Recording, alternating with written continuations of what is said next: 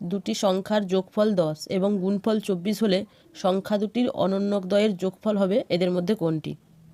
তাহলে দেখো, যোগফল যদি 10 হয় তাহলে 10কে আমরা দুটো সংখ্যার যোগফল হিসেবে লিখতে পারি 1 আর 9, 2 8, 3 7, 4 6, 5 5 এভাবে লিখতে পারি।